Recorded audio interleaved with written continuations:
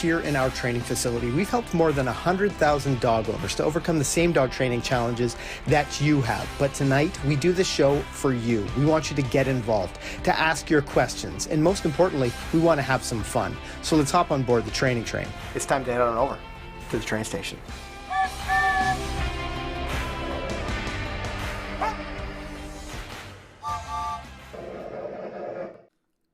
What's going on, guys? Hello. We're pretty jazzed to be here. It's been a wild, wild day, but we're excited to talk about tonight's show. We're going to talk a little bit about some of the puppy training challenges that you might see and some that we've experienced with our own puppy, who's now 12 weeks old, 13? She's almost 13 weeks old, yeah. Yeah, it's pretty amazing. But she's growing like a weed. Absolutely. So it's exciting to see her progressions, but we thought it would be a good opportunity for us to talk to you about some of the challenges that you might have and some of the things that we've done to address some of the issues that are really common for a puppy who's like a month been home for a month. And we're still addressing. Yeah, absolutely. Yeah, it's a continuing thing, and that's actually something we should probably talk a little bit more about once we get into the show.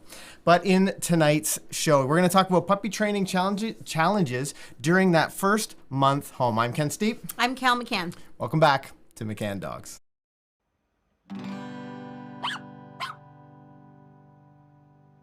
Season four. It's fun to be here, and it's been a pretty wild ride as we get stuff ready for tonight's show. Tonight's show is a little bit different. We're going to be talking about puppy training, but there's something this morning, sort of to dampen the spirits for a moment, but it's a really important thing to talk about. Why don't you talk a little bit about the situation with Josh? Let's see if I can talk about it without crying. Yeah, because when Kayl found out about this incident, she immediately burst into tears, and this is someone that we both know. Kayl knows this fellow Josh very well, and he is a team member on Team Canada for the World Agility Championship team. Yeah, he's a good friend of mine. He lives in Nova Scotia, Canada, which is on the other side of the country than where we are. And sadly, last night his home burned down with all of his things. But the worst part is that his 3 dogs were inside and they didn't make it. And one was a world team dog, and another one was his 11-week-old puppy. So it's pretty devastating, and it's been a bit of a rough day. I can't even imagine how he's feeling. But tonight, what we would like to do is any super chats that we get in order to answer questions, we're going to donate all the proceeds to Josh. Yep. He does have a GoFundMe page going to help him kind of get back on his feet.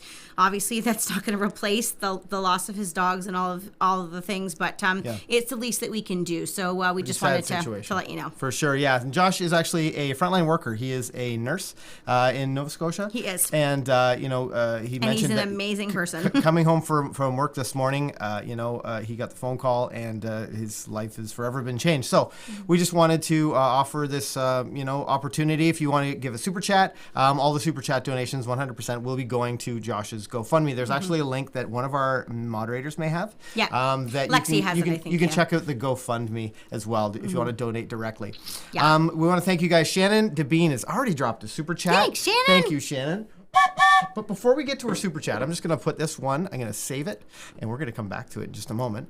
But before we get to Shannon's super chat, little introduction is probably a good idea. I think that's a great idea. How many of you guys are here? It's your first time. Type new in the chat if this is your first time. I'm always amazed at how many people arrive here at the train station, and they're like, what on earth? What is going on here? Who are these people? Yeah, who are these people? Well, my name's Ken Steepe. This is Kayl McCann. We're professional dog trainers at McCann Dogs. And at McCann Dogs, we've helped more than 100,000 dog owners to overcome the same dog training challenges that you have. So this is a chance for us here in the train station to, give you guys, talk to you about puppy training, talk to you about dog training, to dive a little bit deeper into what you might be working on. And I see the super chats just rolling in.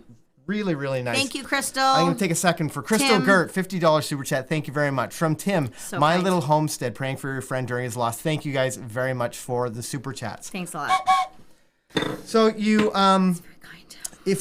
if you're brand new here, something that we always do, You need to go down? Okay.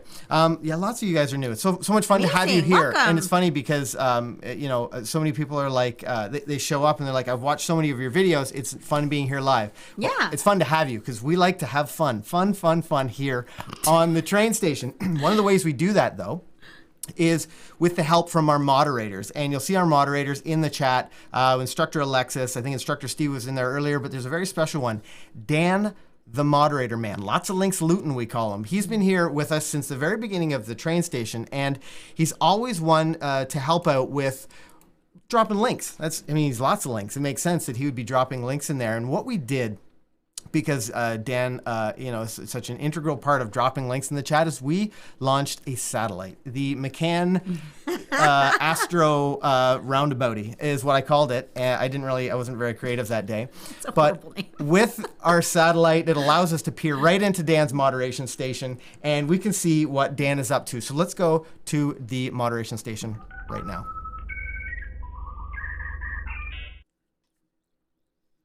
There he is. Hey, buddy. So there's Dan. When you see him, he's got a haircut. Is that new? Did you just recently shave his head? He that is not super new, but No. yeah, he did. Looks different. Leah Marie Makeup with the $49.99 super chat. Thank you very much, Leah Marie. We do appreciate it. I am Jenna. My heart goes out to your friend. I'm wondering if you have advice introducing high energy pup to some rather relaxed and easygoing house cats. For both of you guys with the super chats. Thank you. Now, I'm going to save that as well. Yes, It's we busy. are a husband and wife. Ken always forgets to introduce me as his wife. Isn't that horrible? I don't know. I We just... confuse people because we don't have the same last name. Yeah. But we are married, yes. We have two super chats questions Let's we're do about it. to answer. Before we get there, though, I saw lots of new people in the chat, and because you guys are new here, I really want to know, where are you joining us from? Where in the world are you It's Carmen San Diego. No. Where in the world are you joining the train station from? It's important to me. I want to know. And I have so much fun checking out the show, like the chat after the fact, because it's pretty wild and crazy during, or the replay. I like checking out the replay and seeing where all you guys are from. Before we get any farther, though, a Wendy. huge thank you to Margot Jeschke, the $100 super chat. Thank you very much. Going to Josh at Holmes and his GoFundMe. Norman Nelson dropping the $20 super chat. I'm doing a lot of tooting already. If this is your first time here, you'll see me doing lots of tooting. Oh, my goodness. Okay. They are just rolling in. Kentucky, Barrie, Holland, Texas, Montreal, Stonewall, goodness. Maryland, USA, Ohio, Ontario, Nova Scotia, yeah. New Zealand, British Columbia, Lima, Peru, Maryland, Carol. Kitchener, not too far away. Oh, my God. Tennessee. Birmingham, England. It's Louisiana, going faster Austin, than Texas, I think it's ever gone Didsbury, before. Alberta. That's an interesting place. Brampton, Monroe, Washington, Seymour, Wow, what Connecticut. a great variety tonight. Yeah, love seeing you guys join us from all over the world. Mitch Amazing. from London, England. I know it's late there, so thanks for staying up late with us, Mitch. And I see Liz is joining us from New Zealand. What time is it there, Liz? I'd be interested to know. Yeah. So let's get to these super chats before we dive into the puppy training specific content. So first from, thank you VL, $25 super chat. Thank you for sending a good, thank you and sending good wishes to your dear friend. Okay, I think Shannon's was first, wasn't it? Yep. From Shannon. Our neighbors have 4 large boisterous dogs, and I worry our pup will feel uncomfortable as I imagine they will be boisterous towards her through the fence and potential. Oh, I've lost the rest of it. Stand by. Let's go over here, Shannon. I'm gonna find her super chat. The very beginning. No, or is it not? It is now gone. That's okay. I I can think I find get it. the point of the the question. Go ahead. So this is definitely something to be aware of, Shannon.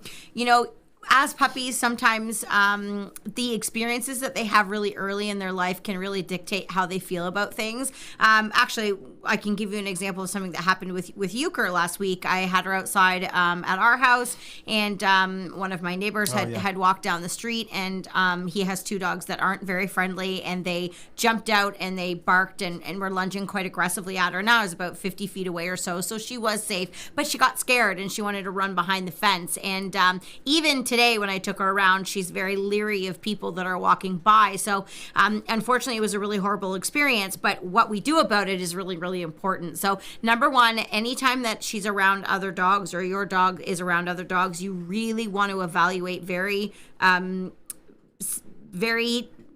cautiously whether it's a good idea for your dog to go close to those dogs or not. And unfortunately, a lot of times when people say that their dogs are friendly, they really aren't.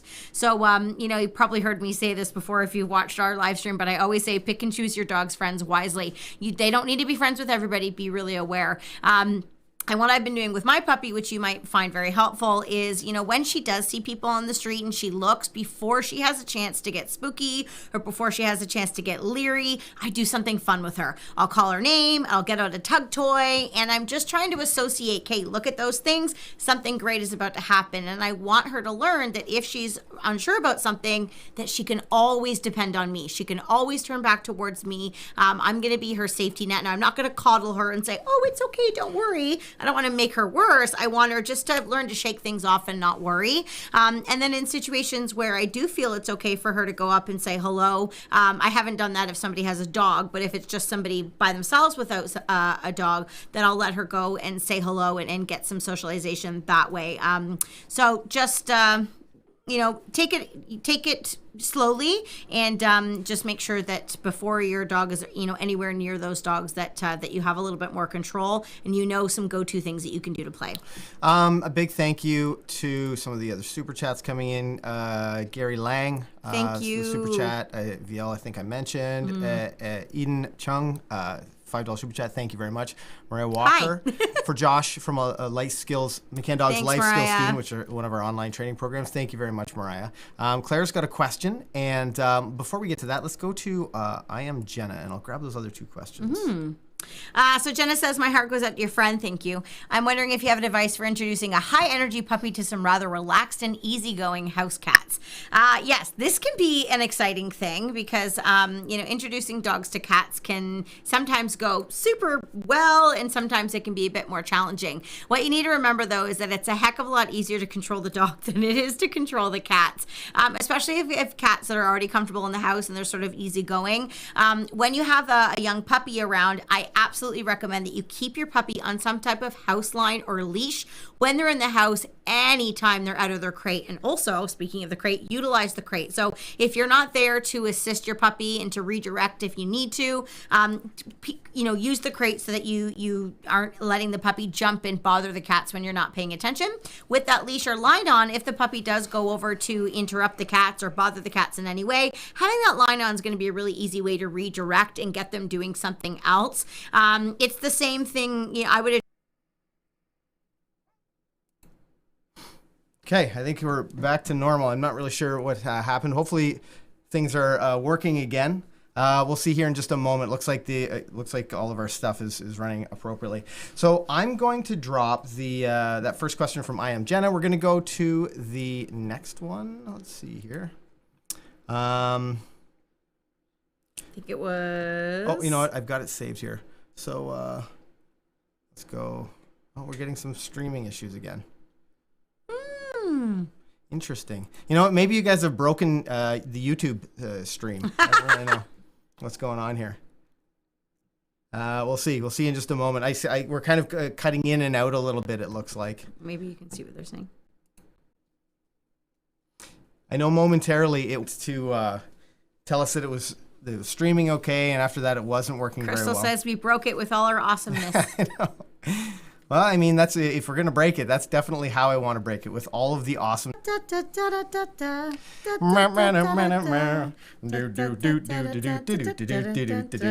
And then we're back. I think we are back now, doing the Muppet Show dance on our live stream. Hold on, we're coming back. Let's see if this thing gets up. Also, and if it again. was lagging or freezing during that, our faces would have been amazing. I know, yeah. Come on, come on, come on. We'll just keep troubleshooting until it starts working, I think. Maybe it was the fact that we were singing the Muppets. Might have been part of it. You know, it's not unreasonable to think that the Muppet Show might have corrected this thing entirely. We'll see in just a second here. Yeah, it looks like our speeds are good, but I don't know. If you guys can hear us, let us know. Drop a like on the video, and I think we might be up and running again. Okay, looks like Mark says Mark says toot toot. Mark says Toot toot for a it's going rally down back again. for our. Yeah, so we have great speeds here. So I wonder what's going on. I think it might be a problem with YouTube. Might be. It was Not with not that us. long ago. We're having some issues there. I wonder. Looks like some people are doing like some really nice things. Dropping super chats here. Yeah, it's still like seems to be struggling with that upload speed. I wonder what's Keep going on. singing, guys. Thanks, Carla. Maybe that's part of it. I mean, it can't hurt if we do some singing. Like Renee's dropping a super chat. I think it's still kind of glitchy though. I can see that it's Oh, Natalie says I can hear you. okay. Well, I mean, if you Carla guys can says hear you're us, back. yeah, it looks like we're getting some errors. Yeah, We might have to go overtime if we can get this back in.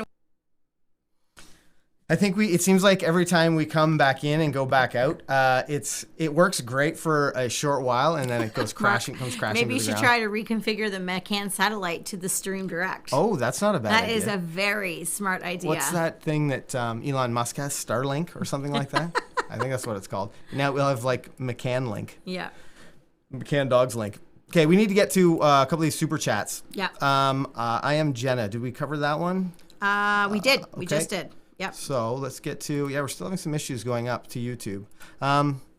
Let's talk about the super chat from Norma Nelson. Problem dealing Norma. with jealous older dogs in my household with the pups. Small house and hard to separate. So sorry for your friend and his loss.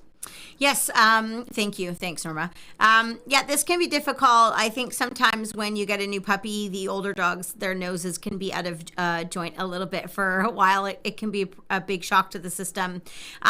Separation is going to be really important, and you're going to need to do it to the best of your ability. And sometimes that means that the puppy's going to need to have a little bit more crate time. And then in our case, we've been actually separating our older dogs a little bit more there, than normal, just until we have a little bit more skills on the puppy so that she has a little bit more of a relationship with us. She listens to us a little bit more so that we can start to integrate her into, areas with the other dogs and have her. Barking is actually one of, it's a very self-rewarding behavior. So it can be a tricky one to combat quickly because sometimes the ignoring technique isn't always effective because while the dog's sitting and barking and you're just asking them to do something else, the dog's sort of saying, woo, I'm sitting and I'm barking and this is still a lot of fun. So it's almost best to interrupt your dog instead of, asking him to sit in that moment. You could even use your leash and redirect the dog in a couple different directions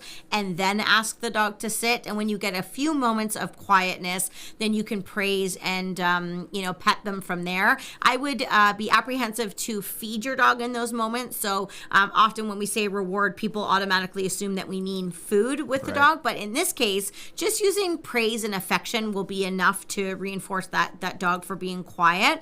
The other thing too is try to predict the situations in which the dog likes to bark and then get control before that happens. So if it's, you going outside or them coming out of their crate or whatever it might be, try to give your dog a job to do. So the idea of you giving your dog a job to do is a great one, but you really want to try and do that before the barking starts because you're going to have a lot more success with the dogs being quiet. And I did notice that you mentioned that you were a life skill student. So I do want to let you know it as a life skill student, you have access to all kinds of material in your online class. We've done a few Zoom sessions on barking. So if you go into your classroom and check out the life skills extra section, there's a Zoom on barking there. And if you're not really sure how to locate that, ask one of the instructors in your group and we can direct you to make sure there's some good visuals and some more information there for you on barking there. And if you're not really sure how to locate that, ask one of the instructors in your group and we can direct you to make sure there's some good visuals and some more information there for you. Let's see here. Where do we go?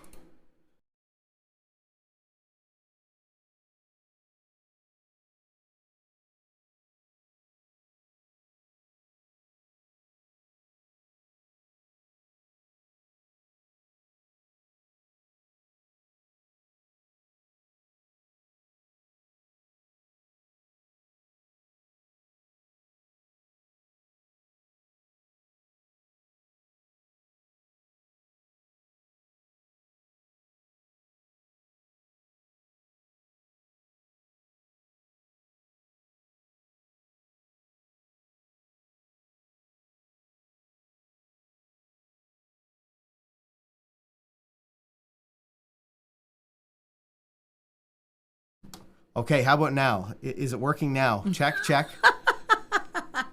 We're struggling. We're trying to keep this thing up and running, and we're really struggling to try to test it. As soon as we start that, we start to get a little bit of instability. It seems. We could just start telling jokes, and then people can try to read our lips to see what we're saying. Yeah, that'd be fun. That would actually be pretty fun. Yeah. Huge thank you to everybody who's donated tonight so far to the super chats. There's a link in the SoundCloud or in the description that goes to a GoFundMe page for our friend Josh who lost his home and his dogs in a house fire. I'm not sure really what's getting out, but I want to make sure that message gets out yes. Tonight. It's a really important thing, and it's quite upsetting. But let's see here. Are we back? I'm hearing a lot of yes, yes, yes. Yes, sound is back. Good. Yay. Well, hopefully, we'll see. We'll see if the thing is stable. Let's talk a little bit about puppy training. Let's talk a little bit about Let's get as much in as we can. Yeah, for sure. And then I'm going to collect some of the super chats, the questions that were asked. We really appreciate you guys sticking around. Yeah. We're not sure that the issue is on our end, but either way, we're going to get some information to you. So tonight we wanted to talk to you guys a little bit about some of the training issues that we've had, or training challenges that we've gone through with our 12-week-old puppy Euchre. And you may have seen some videos on our YouTube channel about the first couple days we had her home. She's been home for about 4 weeks now, and she's progressing really nicely. She's doing it. We're watching her really closely, and we've been working a lot on the command, leave it. And if we see that she's going to choose something that she's not supposed to, right away, within 1 second of her putting her mouth on that thing, we're saying, hey, leave it. And we're giving a sharp verbal with a leave it command. And when we first did this, I think she thought we were kidding. Yeah. Because she would kind of look at us and be like, really? And then she'd want to keep chewing. But with having that house line on, it's really helpful to back up that leave it command. So we would repeat leave it, pick up the house line, redirect her away from that particular area, and then get her doing something else that was a better choice, and then praise her from there. And because we were consistent about backing ourselves up with that leave it command, I've really noticed within the last week or so that she's starting to respond to the leave it command just on the command alone. Now, she's still investigating in different things. She's a 13-week-old puppy that's busy and extremely curious. But I just find having that line on and using that backup of redirection has been a really great way to get her on the right track. And then we've also tried to make sure that we're providing her with, toys that she is allowed to chew on whenever she's out, so that, chewing isn't the worst thing in the world. Dogs love to chew. And it keeps her occupied. It keeps her entertained when she's out of her crate. But we just want to make sure that she is being given access to things that are great now. Mm-hmm. She has found the springs in her legs. Yes. And she thinks jumping up is just the most fun thing. She likes to jump up on us. She likes to jump up. Tonight, she did a little bit of jumping up on the counters when I was trying to make dinner. And again, it's been so helpful to have that leash or line on. So with it just dragging along on her collar, as I'm cutting up some vegetables, I was able to step on that line. So if she goes to jump up, she wasn't successful at doing that. I had to get after her a few times. But then what I started to notice, instead of jumping up, she would come and she would offer a sit beside me. And I didn't want to waste that opportunity. So I would make sure that I would bend down and say hello to her and give her some pets, give her some loving for choosing that sit. It's also like very adorable. Like when the puppy, adorable. Sits down and her ears are like all wonky right now because they can't decide what they want to do. And she's like, so and her cute. ugly do is they get themselves in a scenario where they maybe don't have things that can control, and then the puppy gets accidentally reinforced for jumping. Sure. They're successful at stealing that thing off the counter. They're successful at jumping up and knocking that person over or getting pets, and then that just takes you longer to fix things. So that consistency is super important, and giving yourself a backup so that you can reliably redirect your dog and help them to make better choices is going to make such a massive difference. Let's talk a little bit about the third thing that we were going to talk about tonight, and I've lost track of what it was. The food thing. Food thing, right? Yeah. That's right. Yeah. So the third challenge that we're having to a toy to teach some things. Some simple things like sit, for example. You saw me doing this last night with her. She loves to tug, so I would practice letting her tug. I take the toy from her, ask her to sit. When she sat, I would give her the tug, and the faster she sat, the faster we would play tug. Yeah. And it was starting to work really well. It's a really good way to like increase the speed or like the intensity that the dog will offer that behavior. Yeah. And I think what's sort of important to learn, it was important for me anyways, is that, you can still do lots of training, but you don't have to be limited to one thing. You don't have to be limited to one resource for reinforcement. You can use food, you can use affection. Sometimes I'll just, pet her or praise her if she's not that interested in food. But what I'm not going to do is let her not do what I've asked. So, that's sometimes what happens. There's been a few times where I've been out in the driveway and she'll follow the food and then she's like, I don't really want that. And then she just wants to go and do her own thing. And I'm not going to let that happen in that moment. I'm going to use the line to bring her over and just going to place her gently into a sit. I'm going to get her focused on me. And then if, I'm bonking heads with her in that moment, I just pick her up and bring her inside or, go and get a toy and finish on a good note so that I'm always the one that sort of has the last say and we're getting at least a couple seconds of working together as a team.